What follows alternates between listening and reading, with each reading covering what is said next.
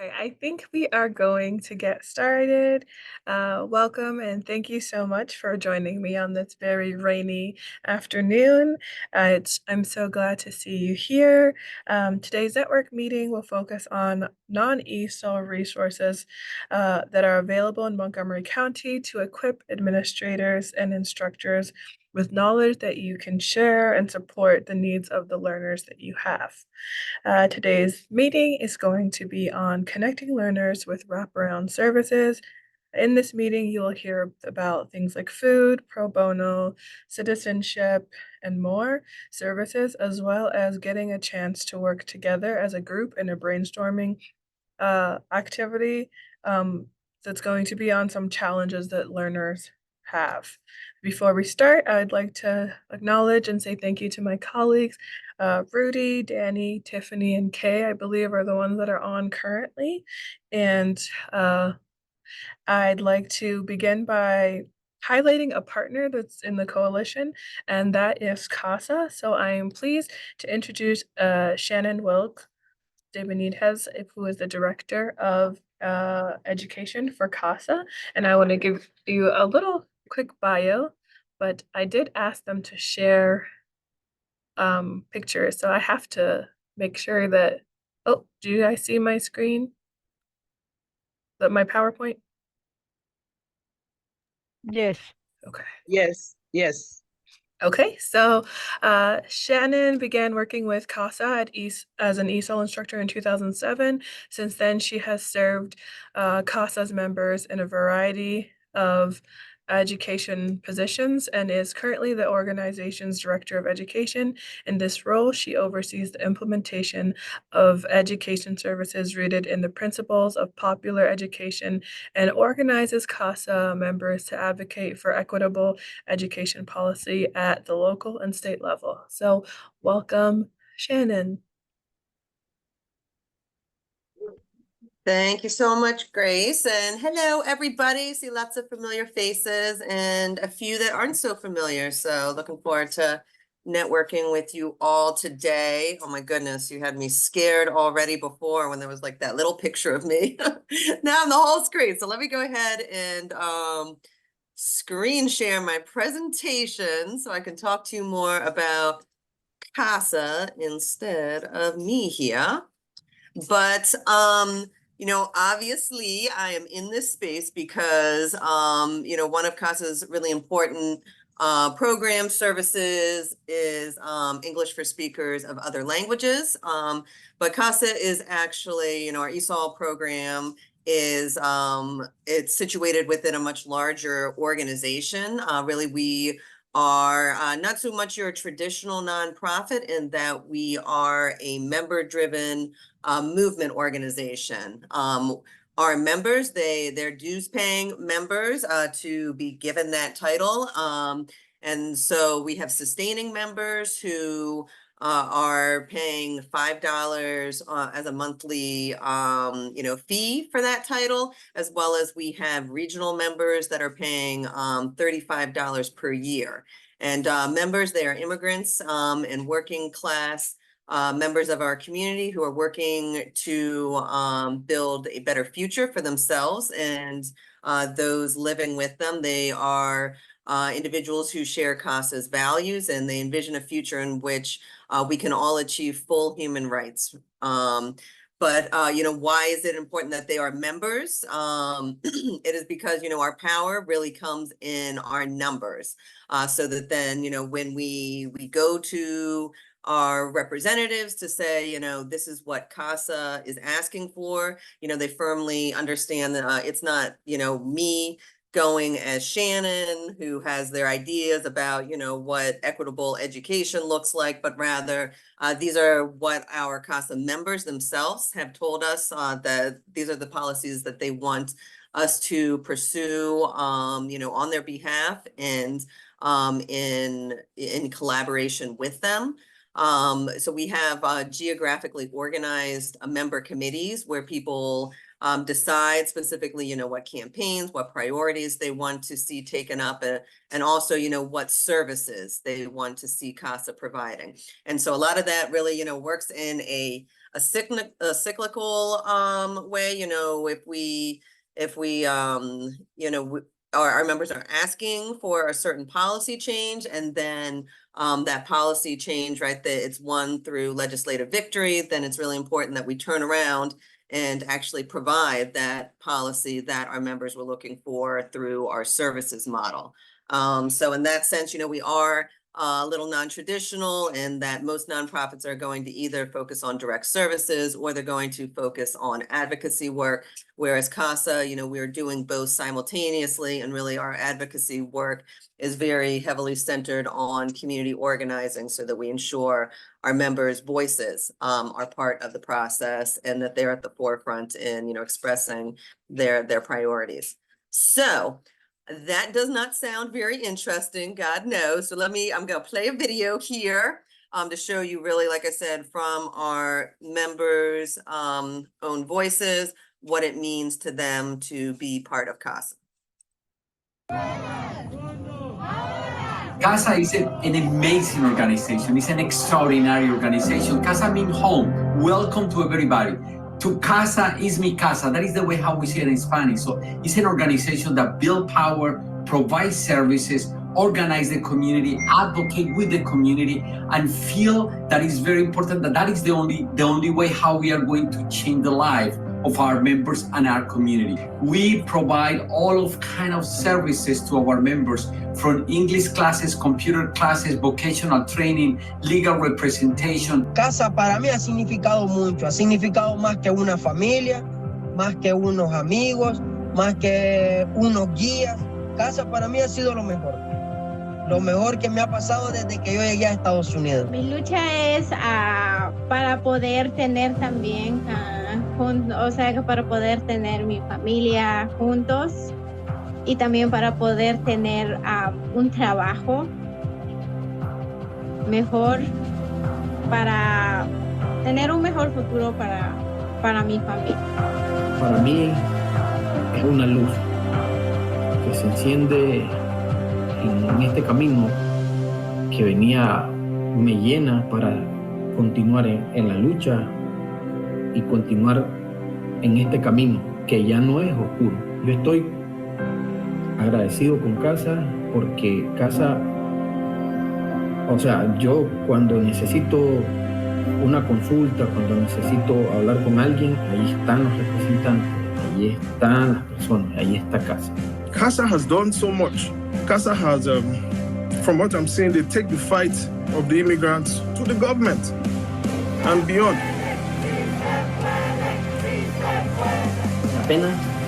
Vale la pena alzar nuestra voz, vale la pena dar nuestro testimonio, vale la pena luchar por los derechos. ¡Somos CASA! ¡Somos CASA! ¡Somos CASA! CASA. CASA. ¡Somos CASA! ¡Somos CASA! Nosotros somos CASA. Somos CASA. ¡Somos CASA! Somos CASA. ¡Somos CASA! Nosotros somos CASA. ¡Somos CASA! ¡Somos CASA! ¡Somos CASA! ¡Sí se puede! Bueno, los invito a unirse a CASA, los invito a ser parte de este movimiento que es tan grande como el corazón de cada uno de nosotros. Somos CASA y sí podemos, sí podemos.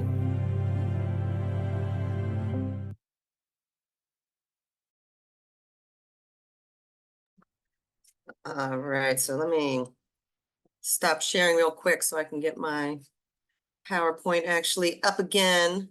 Every time I show a see, exactly. Once I play a video, things go crazy. All right, here.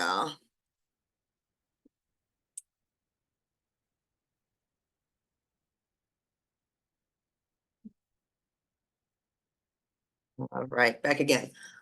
So, some of the things that were just, covered in the video.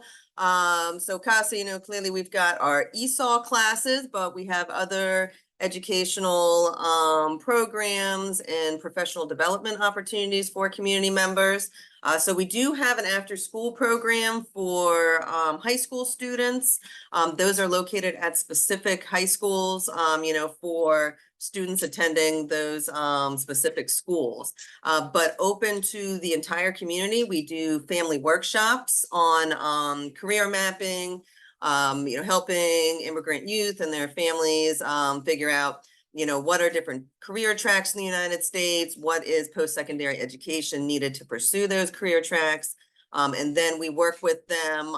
We also do a lot of, financial planning, helping people understand whatever it is their chosen career is, the school that they want to attend, how they can go about getting financial aid and scholarships to attend those different institutions. And for those who participate in those informational family workshops, then we're able to filter them into one-on-one appointments to complete their financial aid applications. We have an employment program, so day laborers, they can come to our CASA welcome centers to negotiate contracts with local employers. We have a small business development program. They recently, alumni of that program just recently organized a co-op in this area. We do vocational training classes. I've got listed here. Some of the most popular ones are BME, Building Maintenance Engineer. So, training just kind of on all the basics that somebody would need to, be working, like, for example, in an apartment complex, somebody complains about the plumbing, the HVAC, all those types of skills, then a BME would be able to come in and support that tenant, support the landlord. We do HVAC, electricity, CED for those who want to work in childcare facilities or become their own childcare provider. And we do home improvement licensing. And so those vocational training classes, some are done through contracts with local, contractors, small business owners. The majority of them are done in partnership with the community colleges in this area. So their professors are coming to our CASA centers to provide, the exact same curriculum that community members would get if they were enrolled at, for example, Montgomery College. But, like in a more comfortable environment for them. And then at the end of the day, they're still, receiving their certificate, their diploma, whatever it may be from that local institution. We also do basic computer classes and Spanish literacy for native Spanish speakers who did not have the opportunity to complete their formal education in their home country. On the health and human services side, we have what we call like our health hotline. And so really kind of anything anybody needs, they can give a call to the health hotline, and, kind of depending on what the service is, in some cases, our CASA staff, they're able to work, one-on-one to help the person apply for certain services. In other cases, it's we do like case management, resource navigation to help people, understand what's out there in their communities, what, the whole infrastructure looks like, so then they can go out and advocate for themselves. But some of the, most frequent inquiries we're getting are the things listed here. As you can see, health insurance, we support people with enrolling in Obamacare, Medicaid, Medicare, private insurance as well if needed. We have services to support with unpaid medical bills, rental assistance, disability services, all sorts of government benefits, and supporting families in, navigating the enrollment process for public schools. On the legal side, our legal department, we have CASA in-house attorneys that specialize in the areas of employment, housing, and immigration. For, other matters, we can have free consultations with our members, and then refer them out to trusted attorneys or firms based upon our experience in the field and the network that we've developed over the years. And then we do work very specifically right now with people looking to adjust their immigration status with TPS in DACA. I got a picture here at the bottom right corner. Those are some of our members specifically who were fighting for TPS for Cameroon. That was a recent victory that we were able to achieve. And then we also do Know Your Rights workshops, information sessions in those same areas of law for employment, housing, immigration, making sure that immigrants understand what their rights are here in the United States. With housing, we work a lot with tenants who are in, unjust living situations, who are experiencing unjust evictions. And with employment, a lot of what we do, we tend to get a lot of requests around unpaid wages. So I think that's really important to spread the word. Just because somebody is undocumented and been promised pay doesn't mean that then the employer can hold that from them. That somebody, once there is a contract for payment to be made, then the worker can pursue compensation whether they are documented or not. Then moving on here, our immigrant integration program, we do citizenship clinics for those, who need help just organizing their paperwork, getting the application out. Would give a shout out that just this week, we learned that the application fee is going to drop significantly. I don't have the exact number off the top of my head, but during the Trump administration, it had jumped to 700 something, and now it is back down to what it had looked like before, about being 300 something. So I imagine, for us as well as other people on this call, you're going to see a big influx at your citizenship clinics very soon. But we also, we support people with preparing for the exam, the interview if needed, through citizenship preparation classes. Right now, we're in the thick of doing free tax preparation for our members. And for a lot of them, that means support applying for their ITIN, their individual tax identification number. And so that is a number that can be used for, multiple things. But one, if a person does not have a social security number, that can be used to file their taxes as an alternative. It can also be used to open a bank account. It can be used to get a driver's license in the state of Maryland, because one of the requirements is proving residency through your tax returns. And it also is critically important for our members looking to attend higher education. And that, if somebody does not have a social security number, they are going to need an ITIN to, again, prove their financial need when applying for colleges and universities. But that is just, a real quick overview here. Not sure if there's time for questions, but, you've got the main line here for CASA. So, any questions that you or community members may have, feel free, give a call so you can get connected to the right person.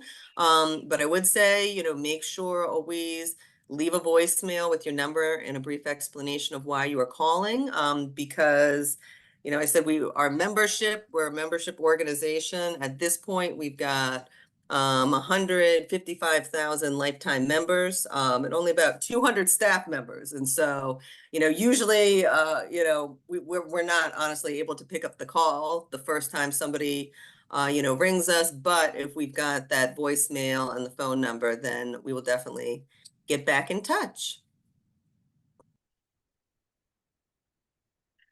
Thank you so much, Shannon. I see a quick question in the chat, and it's just, can you repeat how much does it cost to be a member? Can non-members call you to get help? So, like I said, there's sustaining membership. So somebody wants to commit to $5 per month. That's something that they could do, or they could do like a one-time annual payment and keep renewing each year. That's $35 per month. And with all of our campaigns, all of our services, everything really kind of depends on what the person needs. I would say never ever discourage somebody from calling CASA because of the membership. That's what I've kind of seen in our circles of professionals. Like there's an assumption that people, can't make a payment, and so they should go somewhere else to look for services. But really, like when our CASA staff can have a one-on-one conversation, understand people's specific needs, see where they're at, and explain like what our work is as a movement organization, really like whoosh, like yeah, the $35, it's not something that holds people back. So yeah, just refer away, share that phone number, and then they'll be directed to our staff member in the specific area who has the expertise to provide them the info that they need and the services perhaps that they need. Thank you so much, Shannon. And if you have more questions, we'll have a bit of time for a Q&A at the end of this meeting. So you can hold your questions, but you can put them in the chat. Thank you again so much, Shannon. So I am happy to introduce the next speaker, who is Julian from the Gilchrist Immigrant Resource Center. Welcome. Thank you so much for being here. Julian is the manager of the Gilchrist Immigrant Resource Center, which is part of the Office of Community Partnerships. Julian is responsible for leading the management team and coordinating the center's operations while aligning its work with the mission of the Office of Community Partnerships. Julian started his work as an English as a second language teacher in France, and after moving to the United States, Julian worked for a nonprofit organization and led civic engagement programs for immigrant youth in Montgomery County for 11 years before joining the Gilchrist Immigrant Resource Center in 2021. Thank you so much, and I'll hand things over to you. Thank you, Grace, and everyone at the team at McHale for inviting me. It's a pleasure to speak to you and everyone today. So I'm Julian Labiche. I manage the Gilchrist Center. I'm not going to share a PowerPoint, a slideshow. I'm going to share my screen, however, and I will navigate everyone through the Gilchrist Center website.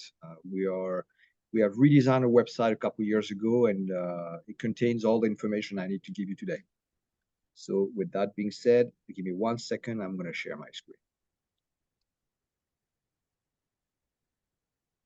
Okay, so you should see my screen now. If you don't, just holler. So the Gilchrist Center, I'm going to start by saying what is it not.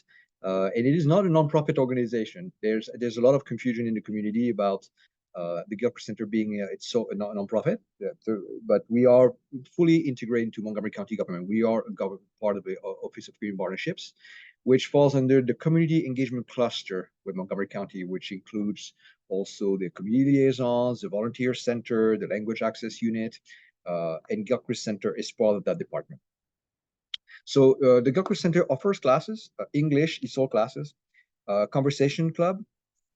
We also offer classes for computers, basic computers. So for people who want to learn how to use Microsoft Word, Excel, how to use email. Typically, people who join those classes have a practical purpose in mind. They want to get a job, or they just want to just improve their skills. So there's a practical need, a practical goal at the end.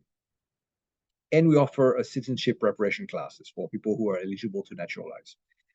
The Gilchrist Center, aside from the classes, offers info referral service, which answers questions from mostly immigrant residents about their services that exist in the county or the programs that can help them. And we're here to help them find information.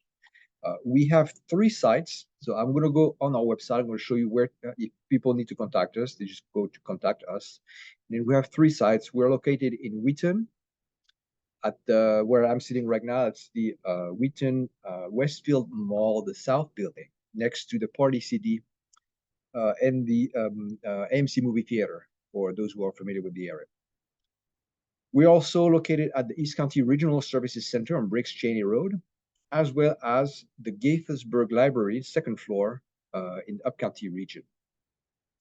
At the Gilchrist Center, you will find information about nonprofits, government programs, local programs, for anyone, again, with a focus on immigrant needs, who has a need for assistance. That can be housing, that can be mental health, that can be legal immigration questions, that can be job readiness, etc., etc.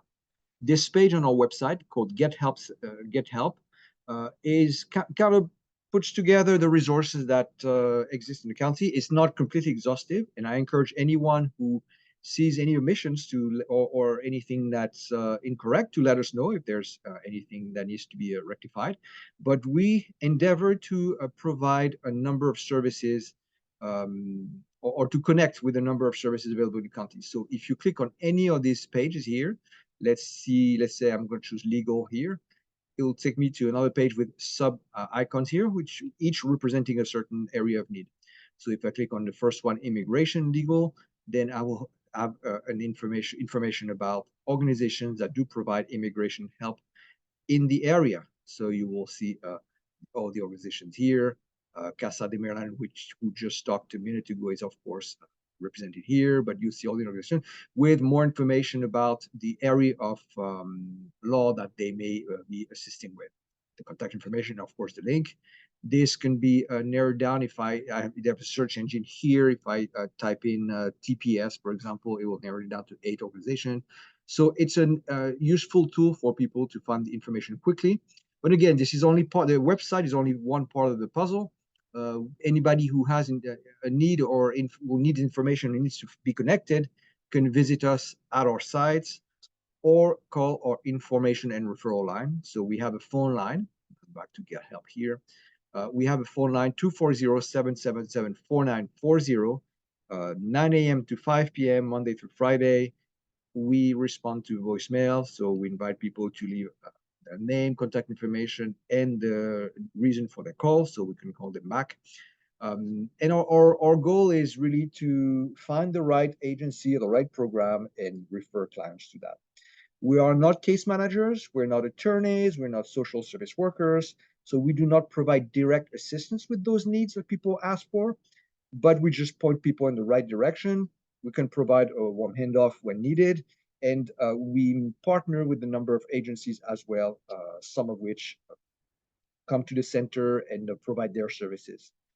Such is the case of Montgomery County Bar Foundation Pro Bono Clinics, which come twice a month at 2 of our sites in the evening to provide one-on-one assistance.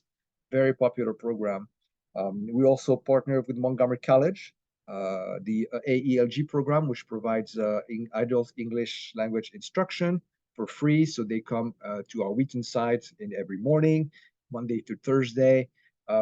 We partner with Catholic Charities, Solutions Hometown Connections, and more. I'm not going to list them, all of them. They are available on the website. If you click at the bottom here, you will see an overview of everything that's available at the Gilchrist Center, including our programs and partners.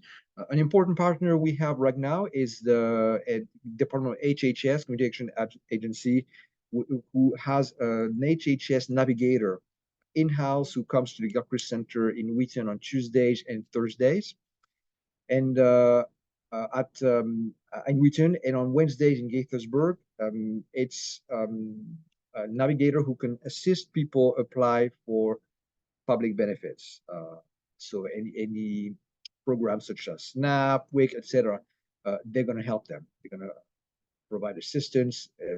Trika Young is the name of the navigator at the Gilchrist Center. She's working wonderfully with our clients. So that's another example of the partnerships we have.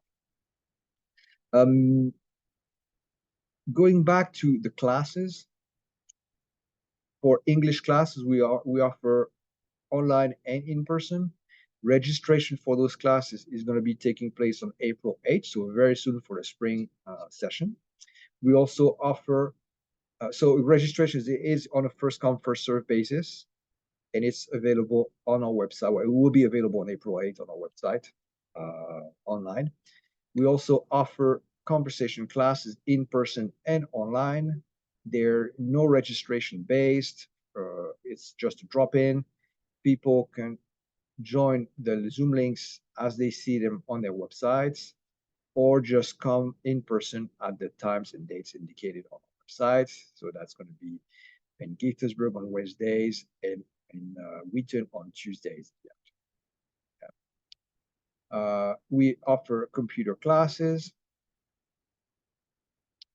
Again, those are not open yet. They'll be open, registration will be open on April 12th. And citizenship classes, we are starting next week. We're about to close registration. If people still want to apply, there's still some time because we have some classes starting later this week. But this is the how people apply. They could click here and access the registration form right away. So that's the information for the class. All of our classes are free with the exception of our English evening classes, which evening classes which require the purchase of a book. It's $35. We sell at cost or make a profit, and it's cheaper than what they can find on other online platforms. We also offer free English classes on Saturdays, and our citizenship and computer classes are entirely free. What else do I need to tell you? The Gilchrist Center classes are very popular, in particular the English classes. They fill up very quickly. So on April 8th, when we open registration at 1 p.m., probably by 6 p.m. it'll be full and we're going to close registration. So it's important to, if you do outreach for English classes, that you encourage people to sign up for updates from the Gilchrist Center so that people can receive notifications. This can be done at the bottom of the website, the Stay Informed section, sign up for Gilchrist Center news and announcements. People can leave their phone number or their email if they want to receive text notifications or emails. And it looks like that. I'm going back to the partnerships we offer. We found that a lot of our clients come to the center asking for English classes, and Makel is certainly the number one resource that helps us provide referrals. But aside from our classes, we also receive a lot of requests for legal help, in particular immigration legal help. We partner with, as I said earlier, we partner with the Pro Bono program. We also partner with the APA-LRC, Asian Pacific American Legal Resource Center, which come to the Gilchrist Center and have appointments for legal appointments. So if you have clients who have legal questions, they can come to the center and we will find information for them. We also, part of the newcomer initiative, they organize resource fairs regularly. The next one is on May 18, I believe, and it's posted on our website. Yes, May 18, with a flyer posted on our website. The most important thing for us is to make sure that clients, residents, and especially immigrant residents, are connected to the resources. We want to make sure that being a government agency, want to make sure that we offer the most professional customer service. This is often the first office or official government office that immigrants may come to when they come to Montgomery County. So it's important for us to present the Gilchrist Center as a platform where people can come back, where people are welcome, and so that our clients know that Montgomery County is a place to thrive. This is the poster for the Montgomery County Newcomer Resource Fair, which will happen on May 18 again. There will be legal services available there, consults available. There will be a number of nonprofits and service providers will be there. Very good event to sort of get connected with resources for newcomers. I think I covered most of what I wanted to address. I think, Grace, I stayed within the time limits. I can open it up for questions now if there are any. Thank you so much. I do see a question from Mara Allen. Are there different levels of English language training, basic, intermediate, etc.? Yes, there are. Thank you for asking this question. I wish we didn't put the flyer yet on our website, but we're just about to. So I wish I could have shown that to you. But the Gilchrist Center offers several levels from basic to intermediate. So we have basic level 1, 2, 3, and 4. Okay. If there are no other questions, again, we will have a portion of time at the end to go over the questions. Thank you so much, Julian. Thank you, Grace. Okay. Um, so our next speaker, actually, let me make sure to share my screen. So our next speaker is Naya Chiagere, and she is the executive director for the Montgomery County Food Council. She brings over 13 years of experience in public health leadership and the implementation of programs with a focus on diverse populations and exploring social determinants of health. She is the executive director, as I said, which she leads the organization to cultivate a more resilient, sustainable, and equitable local food system by enhancing food access for over 100,000 residents at risk of hunger. So thank you and welcome. Thank you, Grace. Thanks for having me. All right, let me go ahead and share my screen here. 1 second. Wait, hold on. I'll try that again. All right, there we go. Can you guys see this? Do you guys see it? I see the food system overview. Oh, okay. That's the way I want to share. Hold on. Sorry about hold on 1 second. I want to make sure that I have the right. There we go. Let me try this again.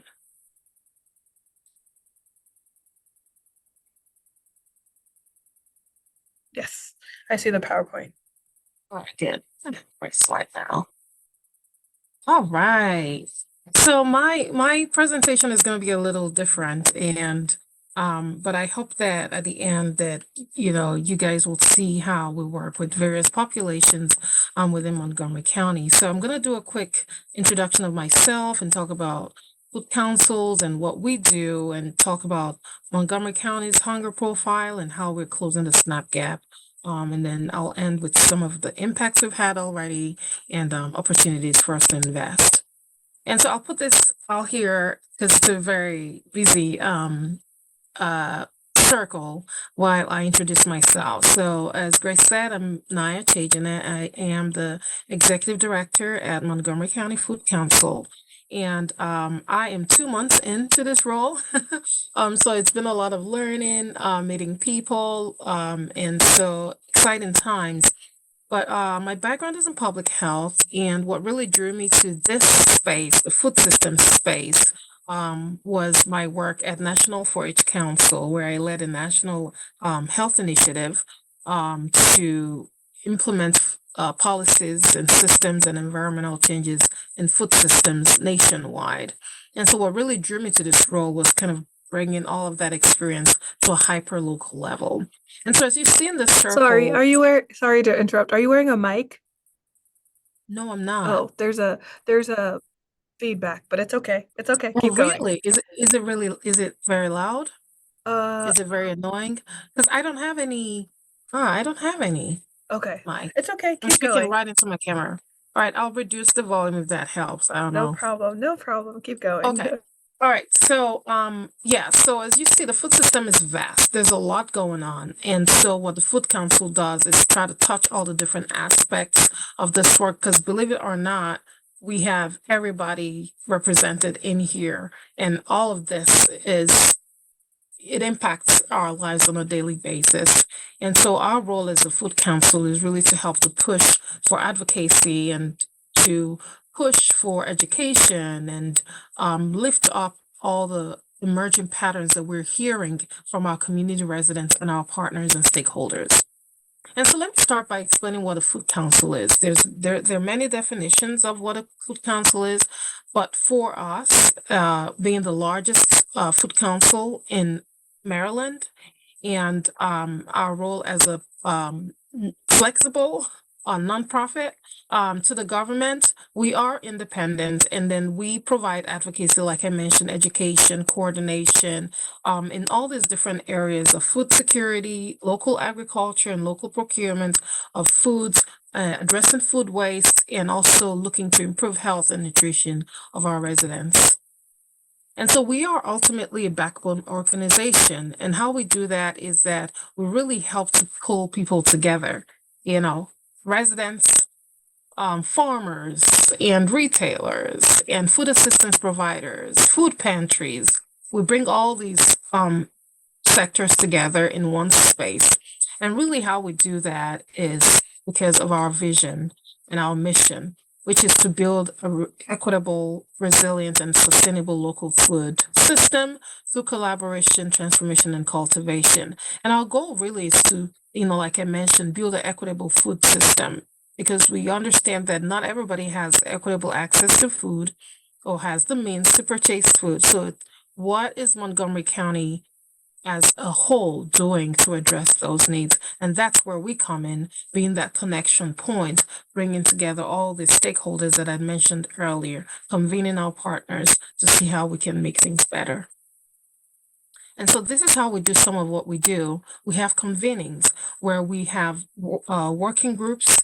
These consist of individuals in the community, leaders in the community, champions of food systems in the community that are coming together on a monthly basis to talk about what's happening, how to strategize to increase food access, to address food insecurity, and all the different aspects of the food systems.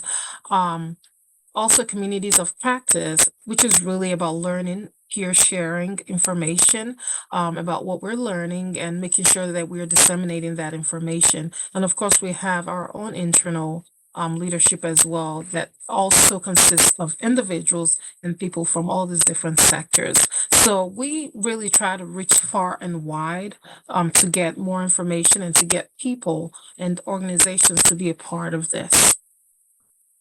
And so what we do really is we work to expand food access for residents, to build the capacity of our community partners, building the networks that are required, the connections that are required to do this work, collecting data and educating people about the food system, coordinating our local food security safety nets, and advocating for our food systems through our testimonies to council members, and leading policy change in this area. And so let me just give you a picture of what hunger looks like in Montgomery County. We have about over 1 million people in Montgomery County, and of that, over 1 million, 90 something thousand people fall below the federal poverty level as of 2022. So we have over 100,000 residents facing food insecurity. And that number is because when you consider the self-sufficiency standard, meaning that it is much more expensive to live in Montgomery County, the cost of living is higher. And so the dollar doesn't stretch as much. And so when you consider that, you see that we have over 100,000 residents who actually face food insecurity. And of that, we have over 33,000 children who are food insecure. And we have right now, as of 2023, over 67,000 Montgomery County residents who receive SNAP benefits. So that's the hunger profile in Montgomery County. And so what we do as a food council is to expand that food access and to close the SNAP gap. So the SNAP gap is just a result of the fact that there are so many people who are experiencing hunger, but they are not signing on to be a recipient of SNAP.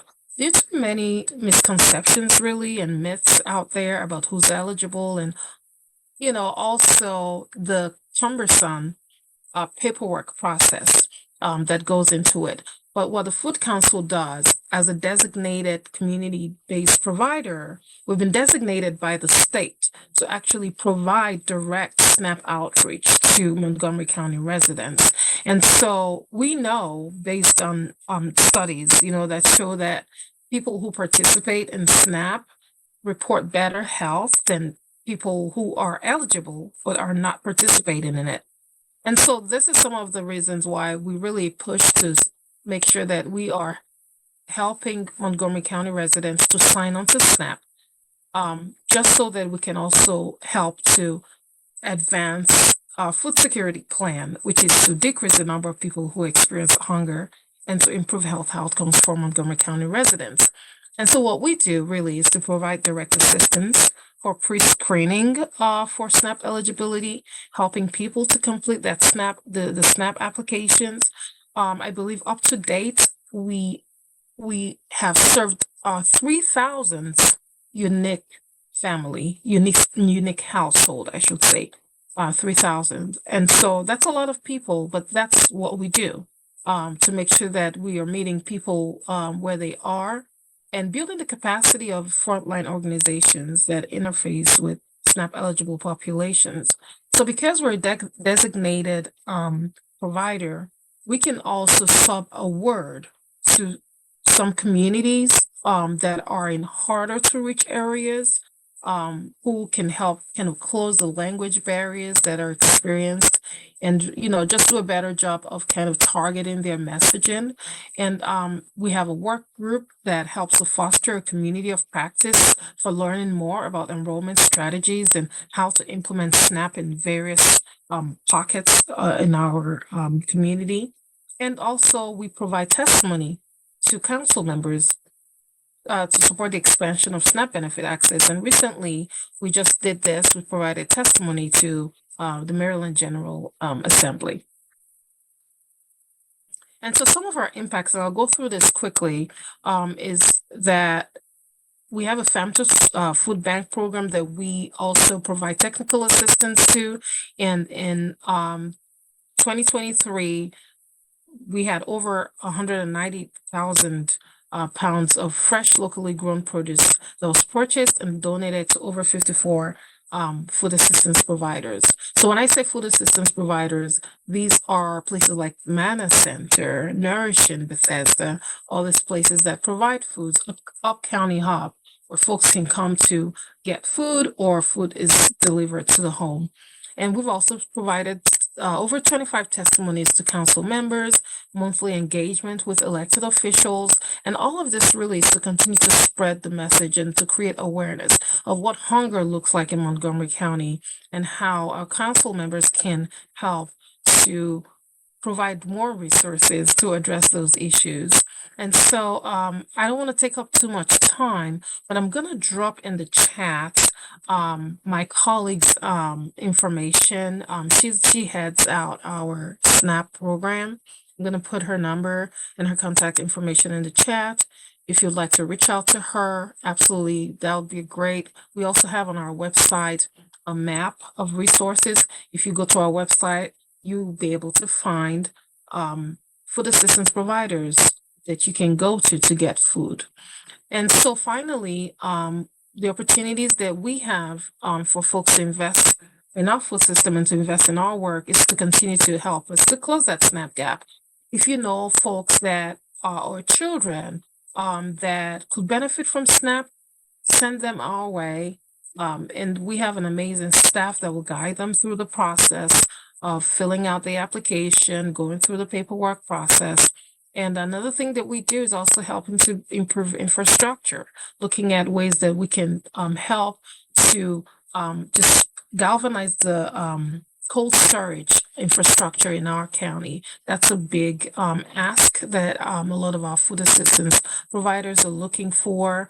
Also looking for ways to fund our program to ensure that people are buying local. They're buying from our local farmers, they're buying from our local retailers. It helps to boost our economy and it's a win-win for everybody. And that program, we call it Mokome. This is one that Montgomery County Food Council kind of administers every year. We have an expo coming up sometime in June or July.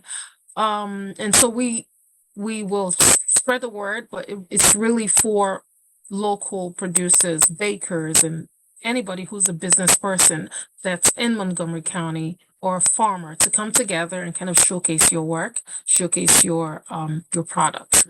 And then of course, looking for ways for farm incubators We know that land access is an issue, and so we're looking for innovative ways to kind of create a pathway to create a more equitable farming system for folks in Montgomery County.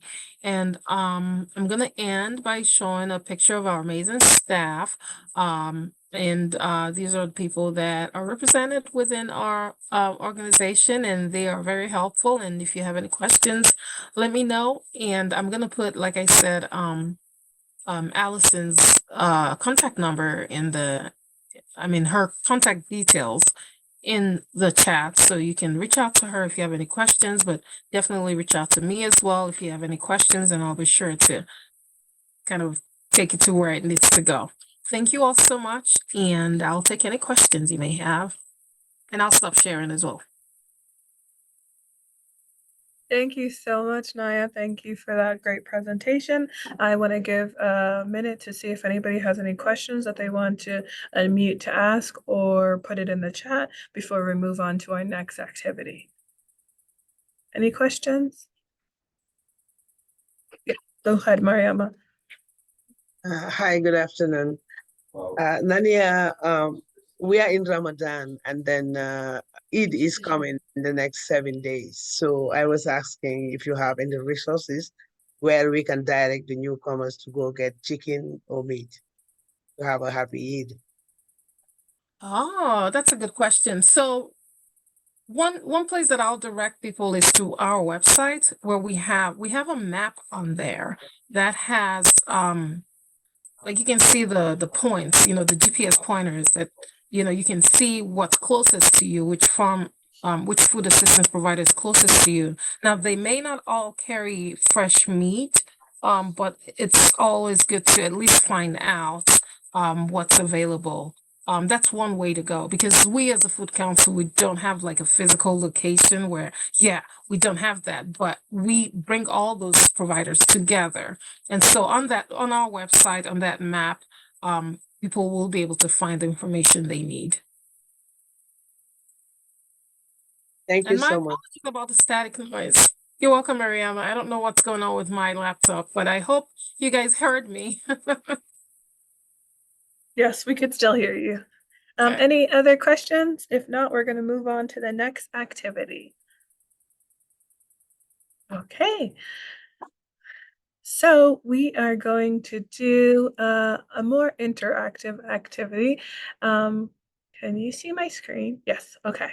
So this is something called resource roulette, and I'm going to do this with the help of my colleague Tiffany. So this is going to be about 20 minutes where if you check your chat in a little bit, I'm going to put each one of you is going to be in a group, and we're going to stay in the same room together. You're going to be in a group, and you're going to have some time to. We're going to spin a roulette, and so make sure you take note of which group you're in, and then based off of that. The roulette is going to give you a scenario, and I'll show you the scenario, and you're going to do some brainstorming on how you would tackle the scenario that we're giving, and then we're going to, after 5 to 10 minutes, we're going to kind of each brainstorm together and talk about how we would help to get through this. I understand that some of you may not be familiar with the resources that could help with each scenario, so that is completely okay if you don't have the answers, but that's why we're going to be working on it together as a team. So I'm going to stop sharing, and I'm going to send in the group chat, and please let me know if your name is missing. I'm going to send in the group chat a name of a group for your name and what group you're in. So everybody check their chat. Can everybody see where they are, who they are, or which group they're located in? Okay, perfect. Then I'm going to hand it over to Tiffany to spin the roulette wheel. All right, so I'm going to share my screen so everyone can see this beautiful wheel that Grace has come up with. 1 second, please.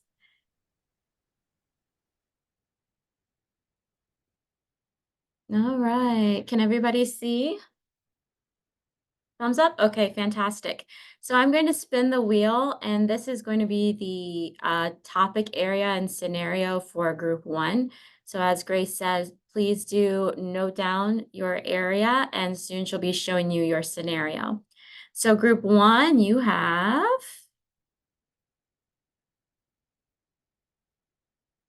childcare for group one. So I'm just going to go ahead and delete that from our wheel. Group two, let's see which topic area you have. Technology. So group two, we invite you to jot down technology. That will be your scenario. On to group three. Drum roll. Employment. Group three, your topic is employment. Group four, your turn.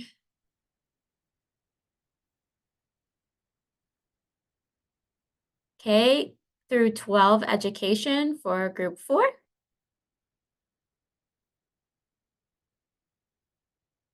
Group five.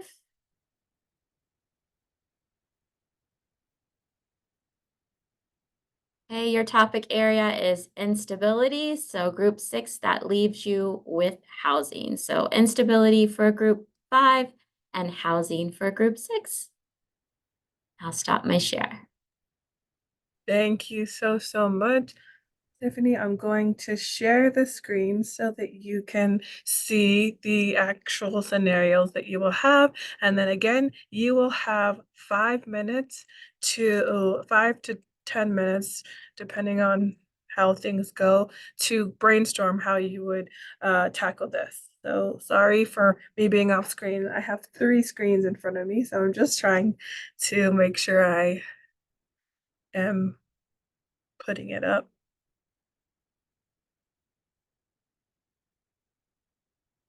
Okay. Let me share that and I will present it. Okay, can you see that? Do you see the scenario? Okay, so as you can see, I put the group numbers that were spun next to the topic. So please read through. I'm going to keep this on the screen. Please read through this topic and then grab a pen or paper or your phone and write down some suggestions. And again, it's okay if you don't know the answer, but we will let the group members that were assigned to each group the time to talk first, and then we'll have a more general conversation. We might not get to go through all of them, but we'll go through as many as we can. So I will keep time and I'll check in at 2:05. And then if we need more time, we'll do that. Okay, thank you.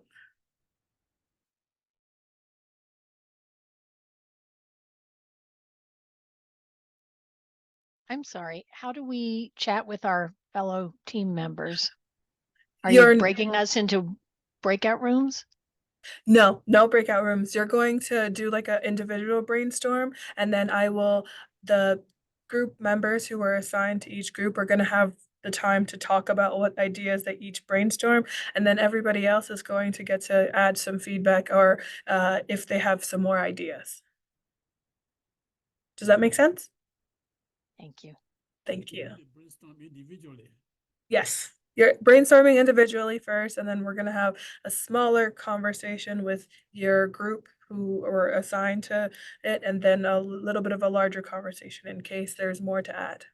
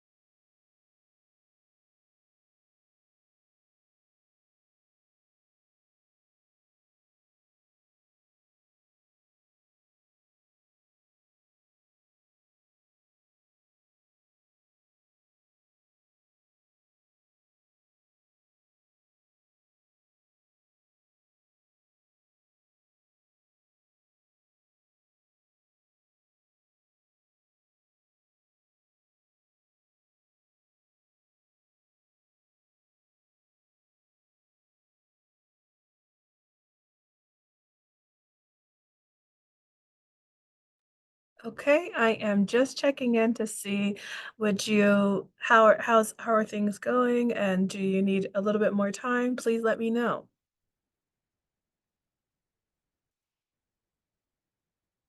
I can't see, so you might have to unmute yourself to let me know if you would like more time to brainstorm or if we could start sharing out. Oh, can you hear me? We can start sharing. Yes. Okay. Okay, I am going to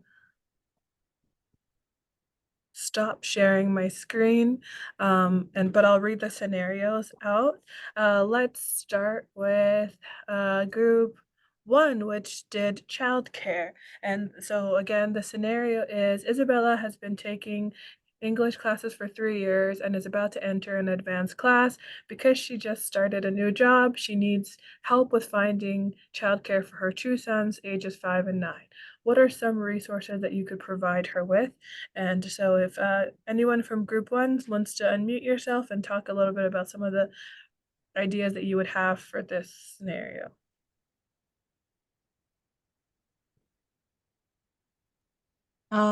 I would say like the program for working parents or childcare vouchers can be the right fit for this family. Okay, so working parents program and some vouchers. Anyone else have some suggestions for Isabella?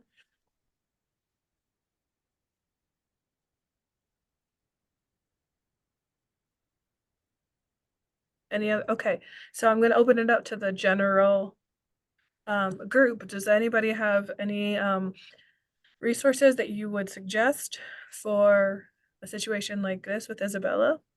Hey, Grace, I have an idea for you. Sure. Yeah, so I mean, things like the Judy centers in the county, doing some quick searches on like low-cost childcare. The county obviously has, the childcare support services, staffing, things like that. I think just doing some Montgomery County poking like on the website seems to give some pretty good options that have like specific locations and everything like that, information about pricing. Yeah, I think that'd be like a really quick place to start from there. Great. Thank you so much, Chris. Anyone have any last things before we move on to group two? Grace, I'd like to say maybe she can find a class that offers free childcare, because I know there are a lot of programs like my program. We offer free childcare for all of our students. Mm-hmm. That is a great point. Okay, thank you. We're going to move on to group two, which the situation for that was access to technological devices. So this one is Abdi is taking an intro to English class at his job as a cashier. His biggest challenge at work are English and using the computer. He does not have a computer to use at home. What are some resources that you could provide him with? So group two. Hi, Grace. It's Cindy again. I'm also a group 2 member. So I had three things. The free computer service that the library offers with the library card would be a good resource for him to get a computer. And then he can take computer classes at the Gilchrist Center. And then the other thing is, I know a lot of teachers do one-on-one tutoring for computers, especially since COVID. So he can find a tutor. Great. Thank you so much, Cindy. Anyone else? I know that I remember Chris having some solutions that you had for your for some of your learners. Anyone have any other solutions or resources?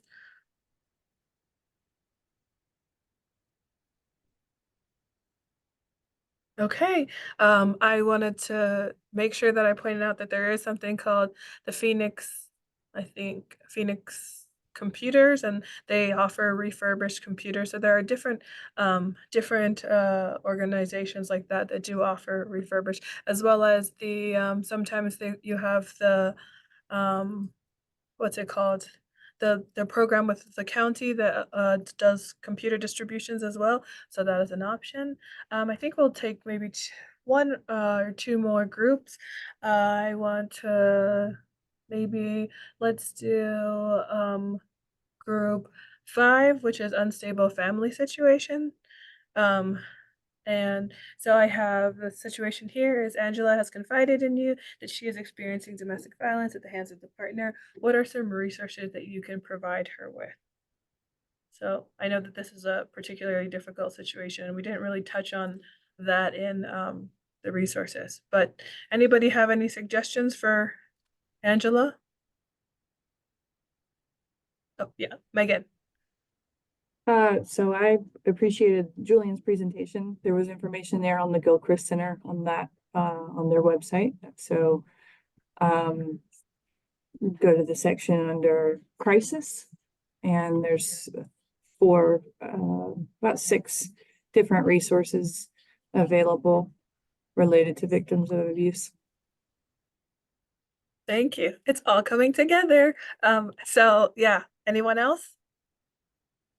I will go ahead and say the Maryland Motor Vehicle Administration has added a couple of pages on resources for human trafficking. And I realize that Angela is confiding about domestic violence, but also the Motor Vehicle Administration has other resources that they provide for participants. So anybody that is looking for a driver's license or for any services can also look at what other services they have available.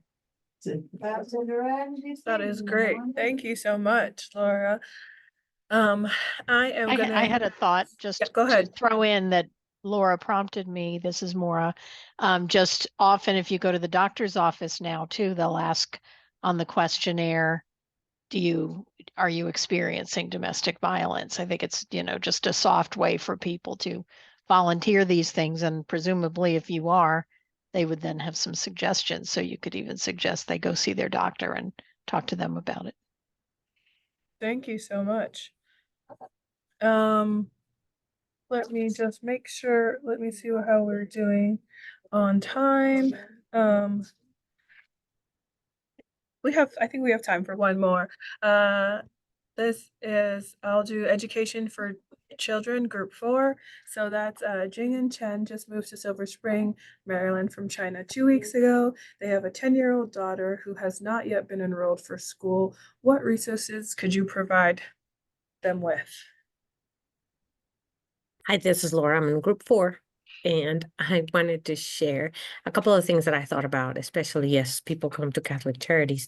A lot of times for the resources, they really need an ID. And just like Casa de Maryland, Catholic Charities provides an ID for people so that they can go ahead and begin the process of enrolling the child with the school system. We do partner with Montgomery County Public Schools so we can connect the parent with the local area on who is it, what area or in Silver Spring the parent would belong to, as far as making sure that they can work with the admissions of the school, and they usually provide an evaluation for language for the student, and that way they can help them out. But again, the first thing for us is to get them an ID so they can begin the process. Okay, thank you so much, Laura. Did anyone else have anything? And I did see Megan in the chat talked about how the United Methodist Church, specifically Baltimore and Washington, has a domestic violence prevention network where victims can apply for emergency funds, and she linked it above. So thank you so much, Megan. And Shannon, you have your hand raised. Now, what Laura just mentioned kind of made me think of something like a lot of times we'll get people inquiring about ESOL classes for children. And so just want to kind of flag that for people that a lot of times that's kind of code for actually they need to do school enrollment. Sometimes people think if they're undocumented or for other reasons, like they don't have access to the public school system. And so, yeah, like an important follow-up question, if somebody says, I need English classes for kids, somebody under 18, then, well, are they currently enrolled in school? And then, from there, you can support them with that as needed. Great. Thank you so much. In my follow-up email, I'm going to share some of the resources that you provided for this. The main idea for this exercise was to remind you that you all are really great resources for each other. So what one person might not know, another person does know. And since we're all part of a coalition, it's really great if we can, share some of the resources that we have that will ultimately help learners in the long run. So thank you so much to everyone who spoke and who did some brainstorming with me. We're going to move on to the last section of our presentation, which is about 311. One second, I'm going to just cue this up.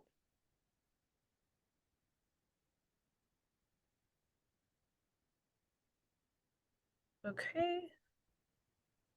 So, I'm not sure if everyone here is familiar with MC 311, but it is a single point of contact for non-emergency services in Montgomery County. It's really you just call 311 if you're on your phone, if you're in Montgomery County, or you can call the full number if you're outside of Montgomery County. They're open from 7 a.m. to 7 p.m. and they also have a website. Uh, they provide, again, like I said, non-emergency services. Some examples of their popular things to call for is for a pothole or if there's graffiti, as well as to find community center or park or any questions on permits. Uh, how do you use it? You just call and you can speak to a representative live, and you can visit the website or submit a request online. Something that's really important to note is that they help with over 115 languages through their translation. So you just need to press 2 and stay on the line to make sure that you can find a customer service representative to request the language that you want. I think this is a really particularly important because it is a good uh, thing to refer to learners. So what most of the languages are covered. So if they have a question about something and you can't seem to find it right away in Montgomery County, they can call 311. And this is also a great opportunity for them to practice advocating for themselves. The top services are trash pickup, metal pickup, and then there's recycling, as well as if there's a request to remove a tree, issues with housing. We didn't get to talk about it, but housing was one of the scenarios that we had. And then there was reporting any animals that are on the road, again, potholes. So these are some of the top services, but you can also call and ask about, hey, I wanted to know about food services around, and 311 should be able to help you with that. There is another site that's kind of similar to 311, and that's Info Montgomery. And this site, it provides you a list of all thousands of programs in Montgomery County that you can search for. You can search for the key words and they'll give you some services.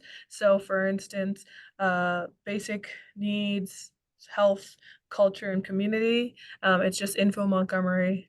And you can use that kind of similarly in the way that you would use 311.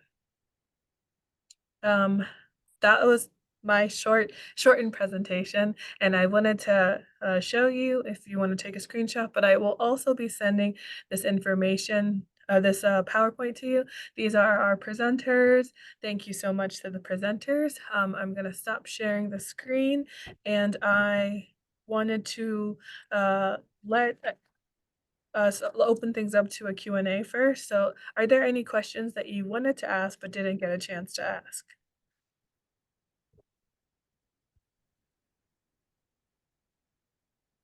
Okay, no questions? All right, I'm going to pass things to our director, Kathy, because she wants to make a quick announcement. Hi, everyone. How you doing? First of all, thank you all for being here this afternoon because it's nice to see your faces, and this looks like it was a great presentation. And for those of you who haven't used 311, I have. even for non-emergency kinds of things, it's really helpful. So just a plug on Grace's presentation on that. Thanks to all of you who attended the Professional Development Conference, and we have another great event coming up, which we always really want to make sure that you as instructors or program managers or whatever role you fill can attend with us. This is our annual spelling bee, the 9th annual spelling bee. You can raise your Zoom hand if you have attended in the past because you know how fun it is. And for those of you who are not familiar with it, it is our fundraiser, but it's our fundraiser and a celebration of the work that we do. And it is on April 16th at 6:30 in the evening. I know some of you've got classes, of course, going, but it's a really good opportunity if you have people in your worlds that are not as familiar with the work we do. We being the collective we, the whole coalition, you and Mikhail. It's a great event to invite them to. And I'm happy to offer complimentary tickets. We also have reduced cost tickets for members of the coalition that are only $30. So if that is you, if you're a teacher, if you're a program administrator, I see mostly administrators, I think, on here, please do come at a reduced cost ticket or email us and let us know you'd like to come and we will put you on the list for a complimentary ticket. I should say, super important, you don't have to spell. I know that makes everybody nervous thinking, oh my God, it's a spelling bee, I have to spell. No, our corporate sponsors get to enter teams of 3. So there's 6 teams that compete. And it's a great opportunity. We do kind of a food and drink reception to start. You get to meet other people. You get to meet our board. You get to see one another. And you get to see what people are doing and how hard the English language is, right, in a spelling bee. And also, if you're not aware, and I think we've announced this several times, we do awards. We have an award we call the People, Power, and Potential of Mikhail Award. And this year it's being awarded to 3, well, it's actually 3 awards. One is to 2 people. One is to Hermela Kebeda from Ethiopian Community Center, who many of you know, who's a longtime program manager there, done great things. So come and celebrate one of your own colleagues. The other is to Andy and Chris Lawrence, who are very long time ESOL instructors through the Briggs Center and also the Montgomery College Refugee Center and other places. Really outstanding couple. And then the last one is for Lisa Yost, who is the owner of a business called Tenleytown Lawn and Landscape, who we have done a class, actually now a series of classes with her landscape employees. And this is a highlight and showcases how wonderful it is to work with the businesses who want to provide classes on the job, on the hours their employees work. So there's all kinds of stuff on our website page, which I think someone just popped into the chat. Thank you very much. And please go ahead and register for the event or email me if you would like to come and have ideas of people to invite for complimentary tickets. Is there someone that Mikhail should be getting involved in this work? Is there someone from your own board that you want to see at the event? Be happy to accommodate that. So please do come. Nice to see you all. Thank you for all of the work. Thank you. Thank you so much, Kathy. And thank you to you all for joining. I wanted to make sure that you note to please take the survey following. It's going to be in the chat, and I'm going to add it to my email, my follow-up email, but please do take the time. It's a quick survey about the feedback about this network meeting. And thank you again so much for joining. And please let me know if you have any questions. And again, I will be sharing everybody's information that spoke today. Thank you.